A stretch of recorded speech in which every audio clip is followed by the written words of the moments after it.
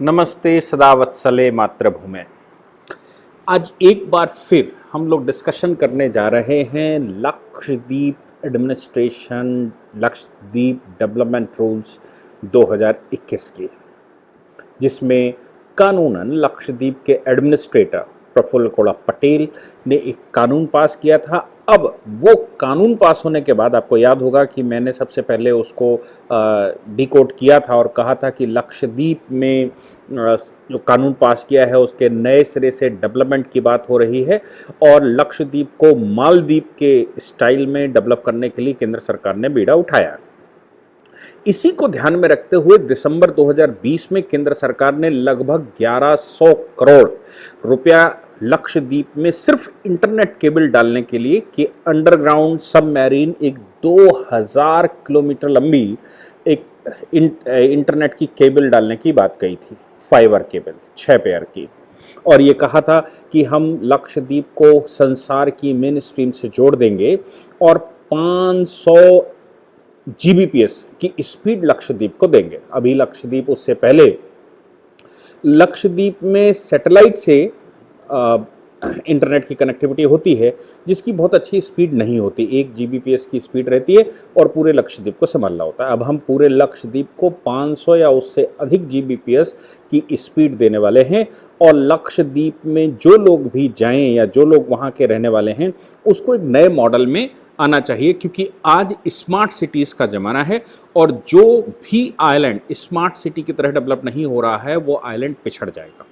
इसलिए केंद्र सरकार ने ये फैसला किया कि हम लक्षद्वीप को नए सिरे से डेवलप करेंगे। इससे पहले कि मैं चर्चा करूं कि आखिर प्रफुल्ल कोड़ा पटेल को क्यों वहाँ भेजा गया। प्रफुल्ल कोड़ा पटेल इससे पहले दमन द्वीप में थे और आइलैंड के मामले में वो बड़े स्पेशलिस्ट माने जाते हैं। दूसरा, भारत के प्रधानमंत्री नरेंद्र मोदी जी के बहुत नज़दीकी भी हैं। आपको याद होगा जब अमित शाह जी को गृह मंत्री पद से हटाया गया था तो उस समय जब गोधरा का प्रकरण आया था या शहाबुद्दीन की मृत्यु का मामला था, उसमें अमित शाह जी को एक्यूज्ड बनाया था केंद्र सरकार ने। और उस प्रकरण में जब अमित शाह अपनी सीट से गुजरात से हटे थे तो फिर प्रफुल्ल कोड़ा पटेल को वहाँ का गृह मंत्री बनाया गया था। तो आप समझ सकते हैं कि कोई भी मुख्यमंत्री अपना गृह मंत्री उसी व्यक्ति को बनाता है जिस पर वो सबसे ज़्यादा विश्वास करता है। तो प्रफुल्ल कोड़ा पटेल जब माननीय नरेंद्र मोदी जी प्रधानमंत्री बने तो उन्होंने प्रफुल्ल कोड़ा पटेल को दमनद्वीप का पहले एडमिनिस्ट्रेटर बनाया और अभी उन्होंने लक्षद्वीप का एडमिनिस्ट्रेटर बनाया। दमनद्वीप में वो क्रांतिकारी परिवर्तन करके आए हैं, उनको भी डेवलपमेंट के एक मॉडल पर लेकर आए। 1956 में केंद्र शासित प्रदेश बने लक्षद्वीप में जब वो पहुंचे 2018 में, तो उसमें पहुंचने के बाद उन्होंने पहले उसको ऑब्जर्व किया। ऑब्जर्व करने के बाद लक्षद्वीप के डेवलपमेंट का प्लान बनाया।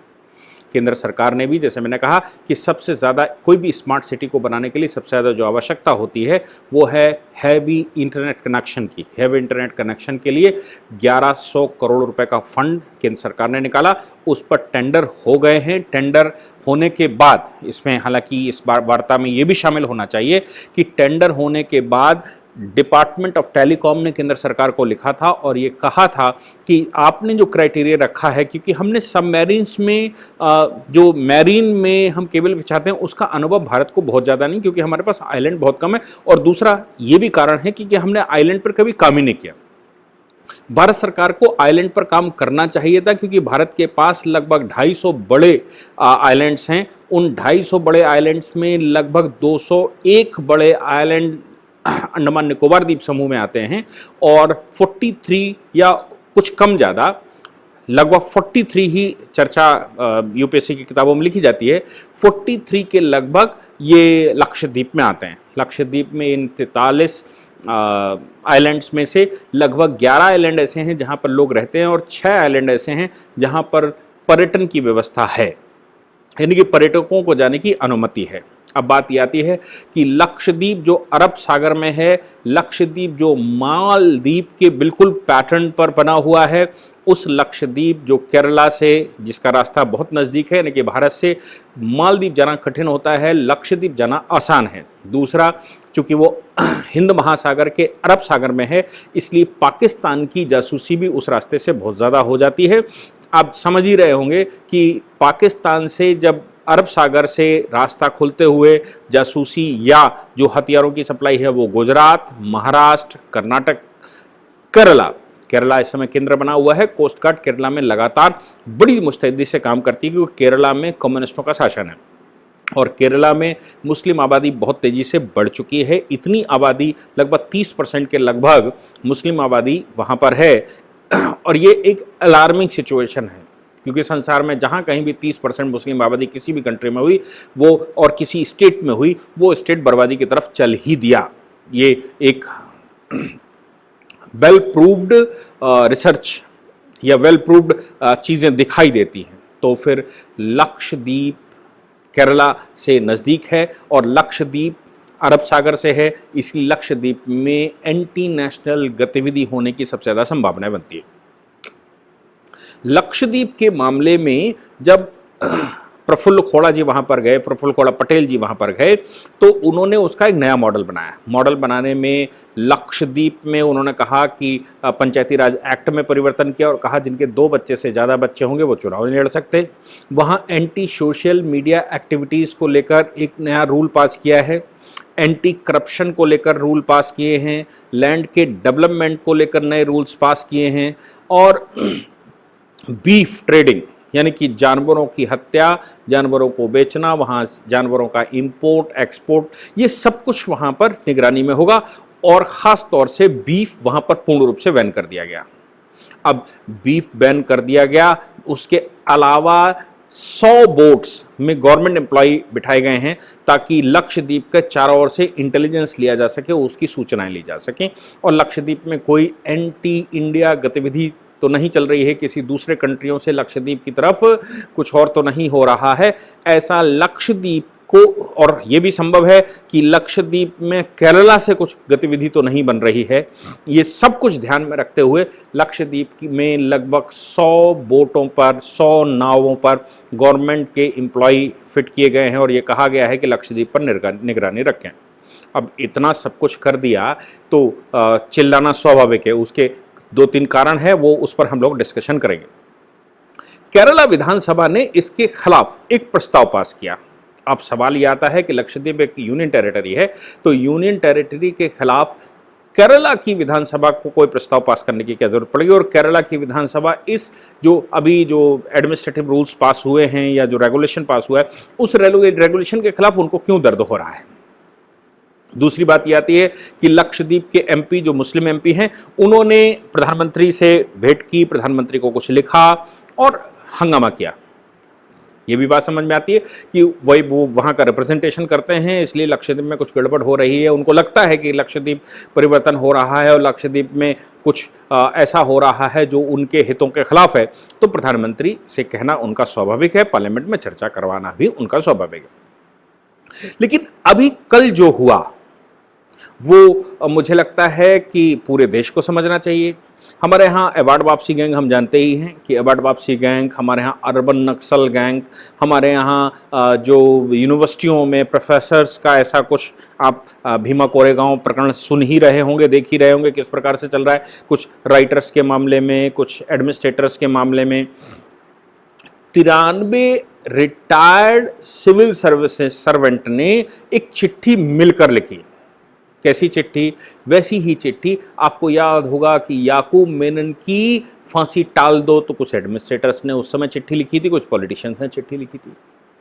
बीफ को लेकर जिस समय देश में कानून बने और उत्तर प्रदेश सरकार ने भी प्रिवेंशन ऑफ कैटल्स ऐसा कानूनों में परिवर्तन किया, तो भी उस तरह की चिट्ठी लिखी गई थी। CAA जब केंद्र सरकार ने पास किया था तो भी चिट्ठियां लिखी गई, रोड पर आया गया, हंगामा किया गया। NRC की बात आई तो भी खूब चिट्ठियां लिखी गई, और 370 जब केंद्र सरकार ने डेमोलिश किया तो भी खूब चिट्ठियां लिखी गई। तो आप समझ सकते हैं कि हमारे देश में याकूब मेनन जैसे लोगों को बचाने के लिए खूब चिट्ठी पत्री लिखी जाती है और वो चिट्ठी पत्री का कोई प्रभाव नहीं होता। बस इतना सा है कि उन चिट्ठी पत्रियों से एक मीडिया में सुर्खी बनाई जाती है और कुछ लोग अगर बिल से बाहर निकल सकते हैं तो वो बिल से बाहर निकले, ऐसा व्यवस्था की जाती है। वो चिट्ठी जब दाखिल की जाती है तो मीडिया के कुछ पर्टिकुलर समूह को वहां लगाया जाता है और वो इस बात की पब्लिसिटी करते हैं कि ये देखिए 93 एक्स सिविल सर्वेंट ने चिट्ठी लिखी। अब 93 एक्स सिविल सर्वेंट ने लिखा कि मालदीव मॉडल वहां नहीं चलेगा। अब आप सोच सकते हैं कि क्या मालदीव मॉडल वहां नहीं चलेगा, ये कैसे कोई गारंटी ले सकता है, क्यों नहीं चलेगा? केंद्र सरकार ने एक पर्टिकुलर स्पेशलिस्टों की टीम उस पर लगाई हुई है, उस पर सर्वे करवाए हुए हैं, वहां पर वो एडमिनिस्ट्रेटर बिठाया हुआ है, वहां के सिविल सर्वेंट्स बैठे हुए हैं जो आज इस समय नौकरी पर हैं।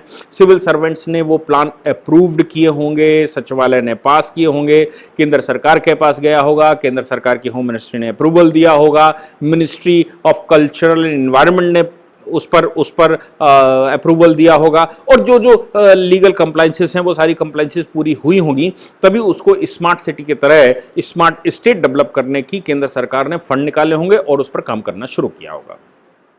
अब आप सोच सकते हैं कि ऐसे में रिटायर्ड सिविल सर्वेंट जो अपना समय बिता चुके हैं, जिनको आज के आधुनिक समय पर क्या चल रहा है और कैसे ये जो मीडिया इंटेलिजेंस वो आईटी फील्ड काम कर रही है, उनका जिनको आइडिया ना हो विश्व किस तरफ जा रहा है, ऐसा आइडिया ना हो, जनरेशन गैप रिटायरमेंट के बाद आ गई हो, ऐसे लोग जब सरकार को लिखते हैं तो आप सोच सकते हैं कि ये वही अवार्ड वापसी गैंगों के सदस्य हो सकते हैं, ये वही लोग हो सकते हैं जो याकूब मेनन की चिट्ठियाँ याकूब मेनन को के फेवर में चिट्ठी लिख कर, या उमर खालिद के फेवर में चिट्ठी लिख कर, या जो जेएनयू की घटना हुई थी और जेएनयू के मामले में कन्हैया कुमार जैसे लोग जो भारत तेरे टुकड़े होंगे ऐसा कहने वाले लोग इनके पक्ष में चिट्ठियां लिखते हैं, वैसे ही एक नई चिट्ठी लिखकर स्पार्क किया गया।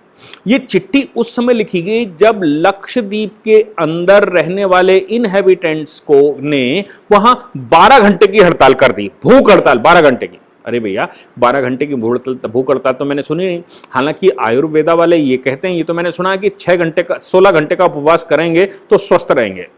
16 घंटे का उपवास का मतलब भारत में एक सटल फिलॉसफी ये है कि 24 घंटे में 8 घंटा भोजन करिए और 16 घंटे का फास्ट रखिए, आप कभी बीमार नहीं पड़ेंगे। और अगर आप सिस्टमेटिक उपवास रखते हैं तो हफ्ते में कम से कम एक दिन 24 घंटे कंप्लीट उपवास रखिए। कंप्लीट उपवास का मतलब है कि केवल थोड़ा बहुत अगर लेना है तो फल लीजिए और लिक्विड लीजिए, बाकी अन्न नहीं खाएंगे 24 घंटे तक।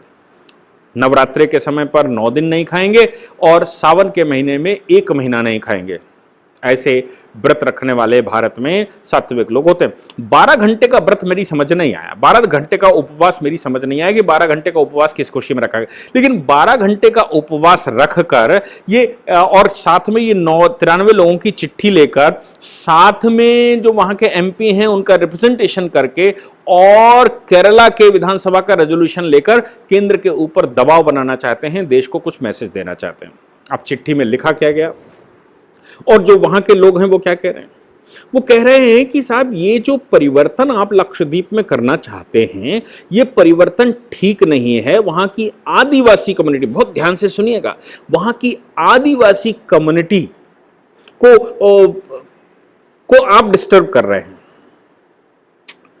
आपने वहां जो मीट बैन किया है, जो मांस मदिरा बैन किया है लक्षद्वीप के अंदर, आपने जो बीफ को बैन कर दिया है, आप जो 2 बच्चों की पॉलिसी लेकर आए हैं, ये सब आदिवासियों के खिलाफ जाता है। मोस्टली जो लेफ्ट विचारधारा के न्यूज़पेपर्स हैं उन्होंने सबने यही लिखा है कि वहां 91% आदिवासी लोग हैं। उन्होंने ये मैं समझ नहीं पाया कि आदिवासी तो इस्लाम में होते ही नहीं हैं। आदिवासी इस्लामिक परंपरा में प्रॉफिट मोहम्मद से पहले होते थे और वो आदिवासी कबीले थे, हुकूकाते ज़हीलिया, जाहिल लोग हुआ करते थे मोहम्मद से पहले। मोहम्मद ने उनको नई रास्ता दिखाया, मोहम्मद ने उनको आधुनिकीकरण सिखाया, मोहम्मद ने उनको स्मार्ट बनाया, मोहम्मद ने उनको सलीखा सिखाया और आदिवासी और जो कबीले थे उनको समाप्त किया। अब लक्षद्वीप में जहां 99% कुछ लोग कहते हैं और कुछ लोग कहते हैं 100% मुस्लिम हो, उस 100% मुस्लिम में 91% या 92% आदिवासी कैसे आ गए, मैं समझ नहीं पाया। किस ग्राउंड पर ये न्यूज की एजेंसियां ये लिख रही हैं कि आदिवासियों के हित इसमें प्रभावित होंगे, जब इस्लाम कास्टिज्म मानता ही नहीं है, जब इस्लाम कोई किसी को पिछड़ा नहीं मानता, इस्लाम में बराबरी का सिस्टम है और इस्लाम संसार का सबसे सर्वोच्च और सबसे अच्छा रिलीजन है, सबसे ज्यादा सभ्य लोग वहां पाए जाते हैं, तो किस बात का रिलीजियस रिजर्वेशन चाहिए, किस बात का शेड्यूल ट्राइब रिजर्वेशन चाहिए, किस बात का शेड्यूल कास्ट रिजर्वेशन चाहिए, किस बात का ओबीसी रिजर्वेशन चाहिए। और सच्चर कमेटी क्या इस्लाम नहीं जानती थी? सच्चर कमेटी इस्लाम नहीं जानती थी, इसीलिए सच्चर कमेटी ऐसा लिखती है कि इसमें ओबीसी, एससी, एसटी का रिजर्वेशन होना चाहिए। तो आप जब 93% या 92, 91% वहां आदिवासियों की बात करते हैं, जहां पर हिंदू है ही नहीं, जहां पर सिर्फ मुसलमान है, तो कैसे वो आदिवासी हो गया और कैसे उसके हित प्रभावित हो गए, ये पता नहीं लगा। लेकिन हां, अगर 2 बच्चों की पॉलिसी की बात करेंगे तो जहां पर बच्चा जिहाद चल रहा हो, जहां जनसंख्या जिहाद चल रहा हो, वहां पर अगर 2 बच्चों पर को वैन लगाने की बात करेंगे कि कोई भी पंचायत का चुनाव वही लड़ सकता है जिसके 2 बच्चे से कम हो, 3 बच्चे से कम हो गए, नहीं कि 2 या 2 से कम बच्चे होंगे, तो इस्लाम पर प्रभाव पड़ेगा, इसमें कोई शक नहीं है। क्यों? क्योंकि वो तो जनसंख्या जिहाद पर विश्वास करते हैं और ये ऐसा मानना है कि जनसंख्या बढ़ाओ, क्योंकि हर वर्ष इस्लाम के चक्कर में मरने वालों की संख्या बहुत ज़्यादा होती है, आत्मघाती दस्ते बनाने होते हैं, आतंकवादी बहुत सारे संसार में बनते हैं, तो अगर आबादी पैदा ही नहीं होगी तो ख़त्म कैसे होगी? और ख़त्म अगर जिस स्पीड से ख़त्म हो रही है उसी स्पीड से अगर पैदा ना किया गया तो फिर कैसे चलेगा? इसलिए इस पे तो मुझे लगता है घबराने की, देश के लोग बड़े घबराते हैं कि ये जो पॉपुलेशन बढ़ रही है, पॉपुलेशन कंट्रोल आना चाहिए। हाँ ठीक है, उनकी बात से मैं सहमत हूँ, लेकिन ये तो 1400 वर्ष से चल रहा है कि पॉपुलेशन बढ़ानी है, लेकिन वो पॉपुलेशन बढ़ क्यों नहीं पाती? वो इसलिए नहीं बढ़ पाती क्योंकि मृत्यु का भी फॉर्मूला है, आतंकवादी बनाने का भी फॉर्मूला है, आत्मघाती दस्ते बनाने का भी फॉर्मूला है, और सब कुछ ये चलता है उसके नाम से। इसलिए वहाँ अगर बीफ बैन कर दोगे तो ये तो गर्व महसूस होता है कि बीफ खाते हैं, क्योंकि हिंदू बीफ की मतलब गाय की पूजा करते हैं, तो गौवंश का मांस अगर वो लोग खाएंगे तो ये तो गर्व की बात महसूस करते हैं। अब जब वो गर्व की बात महसूस करते हैं तो फिर आप उनको गर्वान्वित नहीं होने देंगे, आप एंटी सोशल एक्टिविटीज को वहां पर बैन करेंगे, जो मूल स्वभाव में पड़ गया है कि एंटी सोशल एक्टिविटी देश के विरुद्ध कुछ ना कुछ कहना ही है।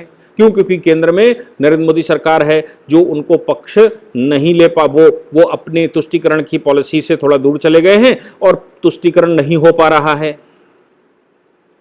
Muslim having the first right in the country, Manmohan Singh कहने वाले ऐसे व्यक्ति वो अब केंद्र में नहीं है, इसलिए ये कहना स्वाभाविक है। आप सोच कर देखिए कि ये जो लक्षद्वीप में कर रहे हैं और जो लक्षद्वीप का सपोर्ट केरला कर रहा है, और ये जो 93 लोगों ने चिट्ठी लिखी है और कांग्रेस इस पर बयानबाजी कर रही है, या जो और लोग बयानबाजी कर रहे हैं, क्या सच में ये लक्षद्वीप का विकास देखना चाहते हैं? लक्षद्वीप अगर केंद्र सरकार स्मार्ट स्टेट बनाना चाहती है और उसको मालदीव मॉडल पर, मॉरिशस मॉडल पर, सिंगापुर मॉडल पर डेवलप करना चाहती है, तो क्या वहां के लोगों का डेवलपमेंट नहीं होगा?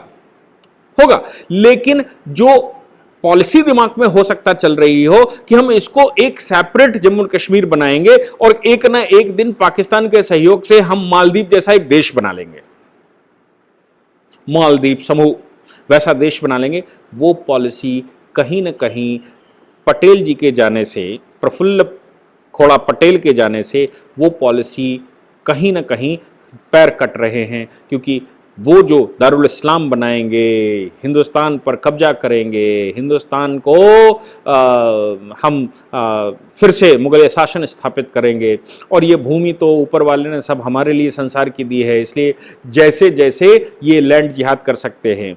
मेरा मानना, मैं मानता रहा हूँ कि ये जो पूरा का पूरा सिस्टम है, ये एक भू माफियाओं का आंदोलन है, भू आंदोलन है जो अरब से उठा और भूमि एक्वायर करने के उद्देश्य से आगे बढ़ता रहा, और पूरे संसार पर भू माफिया बनकर कब्जा करना और फिर मारकाट करना। जिन अरब कंट्रीज में कब्जा कर भी लिया था, क्या वो सुखी हैं? क्या उनमें मृत्यु नहीं हो रही? क्या उसमें मारकाट नहीं हो रही है? क्या वो डेमोक्रेटिक हो गए? क्या उसमें एक सी फिलॉसफी होगी? क्या उसमें मुस्लिमों की ही हत्या नहीं होती? क्या उसमें मरने वाले मुसलमान ही नहीं होते? ये सब कुछ देखना ही होगा। इसलिए ये जो तुष्टीकरण की पॉलिसी है, इस पर मोदी सरकार की नज़र गई और लक्षद्वीप में उन्होंने कुछ एक्शन लिया और लक्षद्वीप कॉन्सेंट्रेट करके उसका डेवलपमेंट करने की ठानी और उसको Singapore style, Maldives, Mauritius style में एक वर्ल्ड क्लास सिटी बनाने का जो उन्होंने विचार किया, एक वर्ल्ड क्लास टूरिस्ट प्लेस बनाने का विचार किया। मुझे लगता है इसके लिए तो अगर कोई और कम्युनिटी होती तो वो ये कहती कि साहब डेवलपमेंट के लिए आपने मेरी तरफ 70 वर्ष, आज़ादी के 70 वर्ष बाद हमारी तरफ ध्यान दिया, लेकिन आपने ध्यान तो दिया इसलिए आपका साधुवाद। लेकिन चूंकि इंटेंशन गलत है, चूंकि इंटेंशन है इस्लामिजाइजेशन करना, चूंकि इंटेंशन है उस हिस्से को काट देना, चूंकि इंटेंशन हो सकता है कि वो वहाँ सुजरेंटी इस्टेब्लिश करें, चूंकि इंटेंशन हो सकता है कि भारत को दारुल इस्लाम बनाएंगे, चूंकि इंटेंशन हो सकता है कि भारत में मुगल शासन स्थापित करेंगे, इसलिए उस स्थान को लेकर ये भाग दौड़ चल रही है, ये हाय तौबा चल रही है। और सपोर्ट करने वाले याकूब मेनन की फांसी के विरुद्ध में चिट्ठी लिखने वाले और शाह वो अफजल गुरु की फांसी का विरोध करने वाले, कितने अफजल मारोगे हर घर से अफजल निकलेगा। लोगों ने नारा दिया, जितने अफजल निकलेंगे हर घर में अफजल मारेंगे। अगर अफजल गुरु जैसे लोग निकलेंगे तो भाई देश को बचाना है तो ये तो करना ही पड़ेगा। तो मुझे लगता है कि केंद्र की सरकार इस समय जो स्टेप ले रही है लक्षद्वीप में, वो एक रेवोल्यूशनरी कदम है। और मुझे जहाँ तक लगता है जम्मू कश्मीर के बाद अब जो बचाव की प्रक्रिया है वो लक्षद्वीप की तरफ सेट हो गई है और केंद्र की सरकार को ज़रूर 100% कहीं ना कहीं से इनपुट्स मिले होंगे कि वहाँ पर बहुत बुरी गतिविधियाँ चल रही हैं और वो गतिविधियाँ देश के लिए हानिकारक हो सकती हैं। इसलिए इनका चिल्लाना स्वाभाविक था। और आप समझ लीजिए कि ये एडवर्ड वामसी जितनी चिट्ठियाँ लिखता है, इसका मतलब है केंद्र की सरकार कुछ अच्छा ही कर रही होगी, कुछ वहाँ बचाव का कार्य ही हो रहा होगा और इसीलिए इनका विरोध करना स्वाभाविक है। आपने सुना, उसके लिए बहुत बहुत धन्यवाद।